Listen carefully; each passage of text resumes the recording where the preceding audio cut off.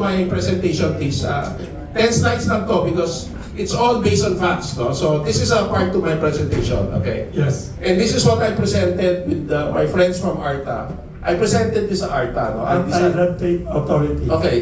Okay, first slide. And I'll repeat this many times. You can ask questions at any time. The IT system of LTO is large and complex. Okay, the IT system of LTO is large and complex, one of the most complex system. You need a good IT management team to be able to do this. Who understands it? Yes, it is lacking right now at LTO. A year ago, Ano background doon ng LTO chief? hindi. A year ago, pinalitan yung LTO chief nung ang head ng IT, nilipat sa isang division. Ang pinalit po ay attorney. Hindi Na IT. no knowledge of IT. After a year, he has resigned. He has resigned a month ago. Yes. Siguro, sabi na, hindi ko kaya to. Hanggang ngayon, walang decent IT chief ang LTO. Merong OIC na walang alam sa IT. Ang Ay. pagkaalam ko, ang acting MID chief is the assistant secretary. Imagine the dangers we have at LTO. Ang daming problema, walang marunong sa IT. Ang acting is the assistant secretary. Okay. Second, marami pong nakakabit dyan. If you are back slide. If you are back.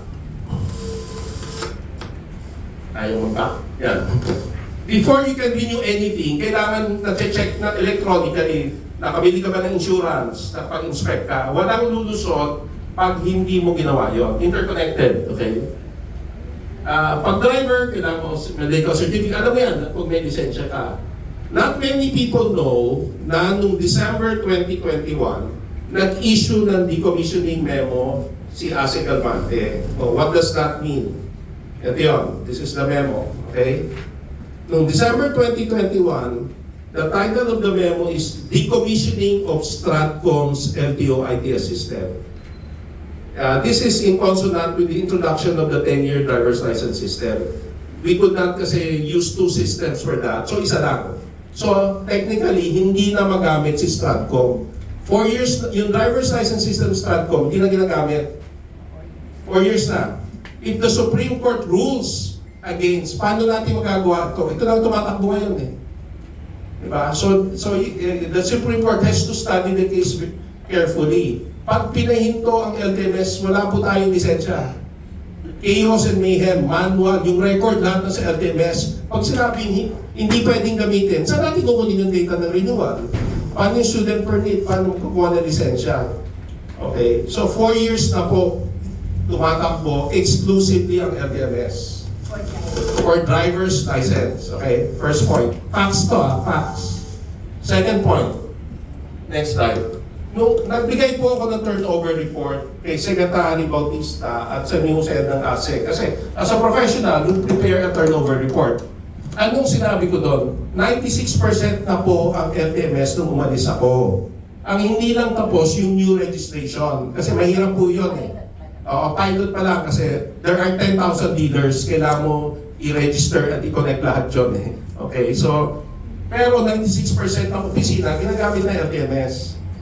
He sometimes has a press release that says, again, I'm commenting on his press release. You know, nung dumating ako, 70% pa lang ng LTMS. Nung ako, ngayon 96% na. I'm sorry, there's a report that says, nung pumunta ka, 96% na. Ngayon siguro 85 na lang yun. Okay, so hindi po siya responsible from 70 to 96. May report po, in record to, this report was given to the Secretary of Transportation, Secretary Bautista, and the two LTO chiefs before him. Actual po ito. Next slide. Pero nung time na yon, I already said there are 4 challenges. Una, maraming improvements kailangan. Okay. Pangalawa,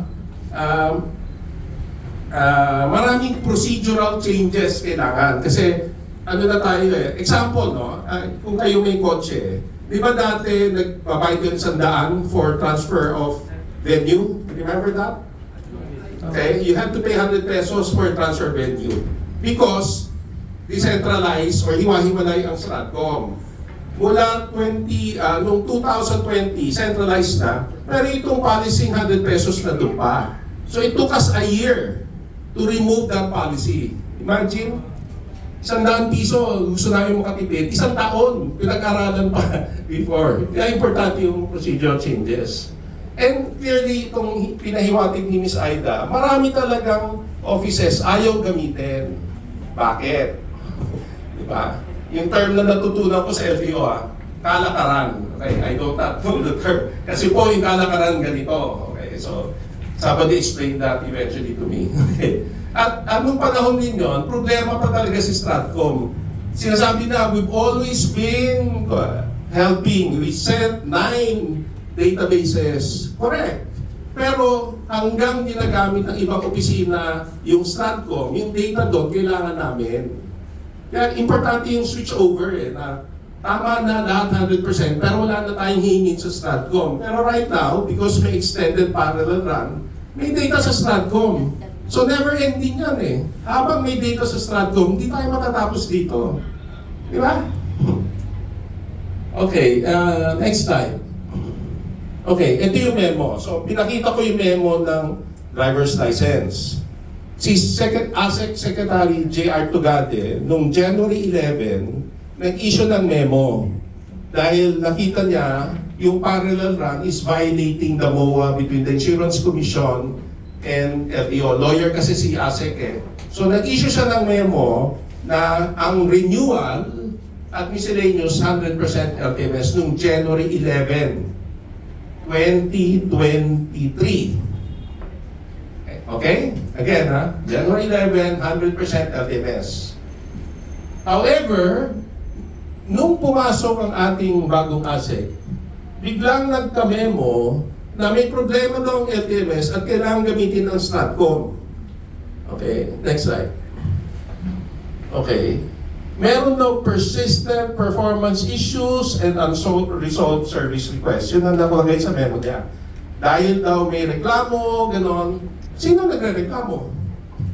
Chinek namin yung records ng Dermalog. Wala namang performance issue. Sino ang unresolved service request? Ang first line of support, LTO Kung may call, LTO person kausap mo, hindi Dermalog. Second level lang ang Dermalog. Kung di ma-resolve ng LTO, Dermalog yan. So kung may unresolved service request, kasalanan niya ng LTO, hindi kasalanan ng Dermalog.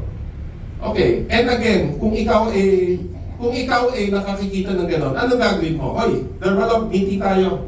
Ayusin natin to bigyan kitang deadline, ayusin mo. Okay? That memo was August 2023. Hanggang ngayon, hindi pa nag-meeting with Dermalog to resolve this problem. Kung seryoso kang solving yung problem, i-meet mo yung vendor mo. Bigyan mo ng deadline. Okay, itong sinasabi ko, nasa COA report. I will mention this later. Okay. Hanggang ngayon, no request for meeting. Why? Dahil ayaw mo ma-resolve yung problema? Or may problema pa talaga? Okay, next slide. Okay, COA. Okay, ito, hindi ko report. Okay, they always quote, COA is complaining about LTMS. Ang press release nila, yung AOM, ito yung early stages ng LTMS. Tama, pero na-resolve na yun 5 years na po tayo, wala na yung issue na yun. Pero itong COA isa side ko, very recent to. Okay, ano sabi nila? Nung pumasok si ASEC, he will create daw a technical working group to finally resolve. Nasa press release yun Autodistria, nabasa ko lahat Okay, so sabi ng COA, very good. Pwede ba, pakita mo sa akin yung memo na tinicreate mo yung technical working group. Ito yung sabi sa audit query noong November, ano ba to? November 2023, nung term niya to November 9, 2023, tinatanong na siya ng COA, nasan itong memo mo? But more important, nag-commit kasi si ASEC Tugade na 100% LTMS sa isang congressional hearing na 100% LTMS na by August 30, 2023. So ang question ng COA, kailan mo ba mamimit yung schedule dahil nag-commit nagbabayad unnecessarily ang taong bayan ng computer fees? Diba? So we should be concerned. Gusto natin makatipid yung taong bayan, diba? So yan yung first COA memo, November 9, 2023. Noong December may press release, sige, next slide. Nabasa ko lang sa dyaryo, yung Rappler at yung Malaya said na sinita uli ng COA. If you go to the DOTR, website, may COA report doon eh. If you go through it, may portion sa LTO. Sinasabi, kailan ba tayo titigil pagbayad ng computer fee ng Stratcom? Yun. At ano ba kung may issue sa Dermalog, sit down with the vendor, resolve it, close your doors, wala lalabas sa kwarto ang hindi ma-resolve. Diba? That's how to solve problems, diba? Bigyan mo ng deadline. Diba? Ito sinasabi dun sa COA. And pangatlo, there are a few red road safety advocates. Tama si COA. Tulungan natin mag 100% LTMS para makamove on na tayo. Okay. December 2024. And then, noong March of 2025, eto na naman, COA. Saying the same thing. Ang read is, importante, the LTMS was still not being fully utilized nationwide and was still in parallel use with the old IT system as of December 31, 2024.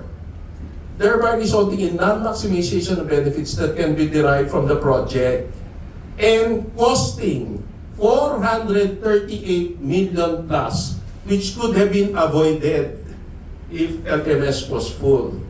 Further, we recommend that management instruct the MID to coordinate all offices if the open issue enhancements indicated in the QA report were already addressed. So as public, as people who are concerned, ano po ang sagot ni Butihing Asik sa memo ng COA? 3 times ka na sinita. Have you seen his reply? You should be asking him. 3 COA report, ano ang reply nyo? Okay, last slide. Okay, last 2 slides. Okay. We're talking now because of what's happening in the past few days. The dangers that the current system is showing to us. As I said, kung nagre-renew ka sa Stratcom, wala pong nakakabit, paano niya nare-renew? Walang nakakabit sa Stratcom eh. Paano yung parallel use?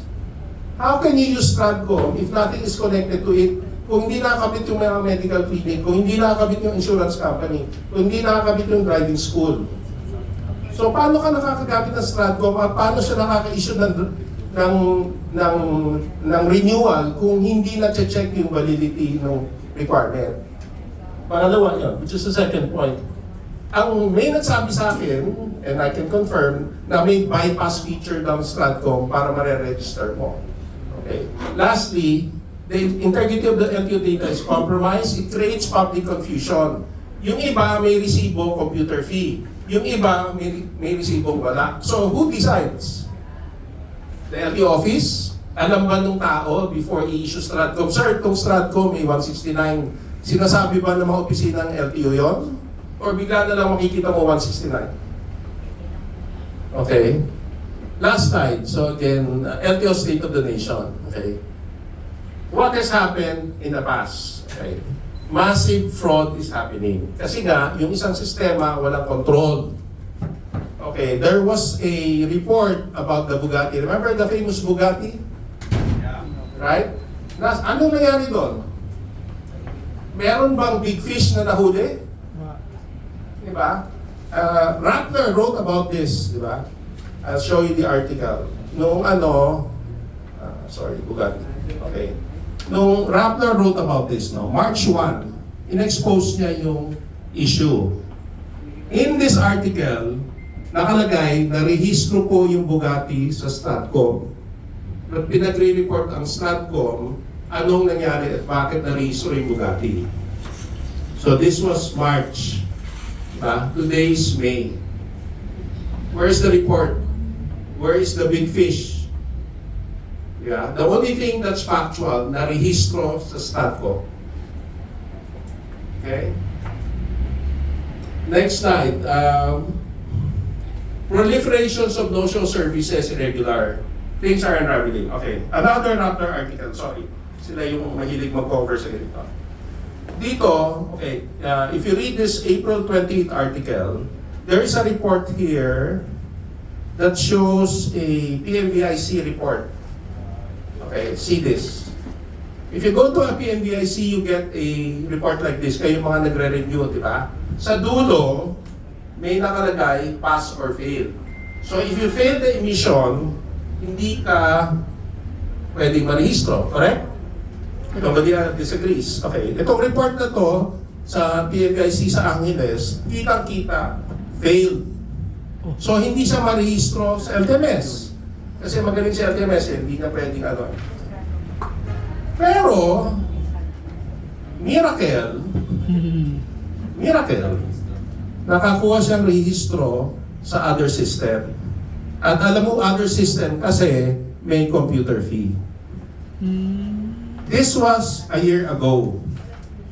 Ilang ganitong nakalusot sa LTO at bakit maraming aksidente? It is not a coincidence that the recent accidents are not just road rage, are not just broken system. May mali pong nangyayari sa LTO at ang mga unroadworthy vehicles ay nare-rehistro. That's why I'm speaking up. Kinakabahan na po ako sa pamilya ko. Tayo, we should all be concerned. We should raise bakit ginagamit ang sistema na nakakalusot ang Bugatti at nakakalusot ang unroadworthy vehicles. So I'd like to end my presentation before my two reactors speak is Secretary Vince, sir, you do not know this is happening. I'm sure as a leader you will trust your subordinates. Okay, I'm talking now because I'm telling, I would like to communicate to you, please manage, make sure there's a good leader in LTO dahil this cannot continue to happen. You are the model of a good public servant. Everybody should emulate you, sir. I wish every government agency has a leader like Secretary Vince. Okay? I wish every agency has a leader like Secretary Vince. Please, you are not aware of this. Ask for reports from your ASEC about all of these things I'm asking. Where is the Bugatti report about the ones that caused this? Where is the report about unauthorized vehicles being registered in STRATCOM? We all have the right to ask these things because it affects us. Okay? So with that, I'd like to end my presentation and turn over to Rene and Aida to do a reaction.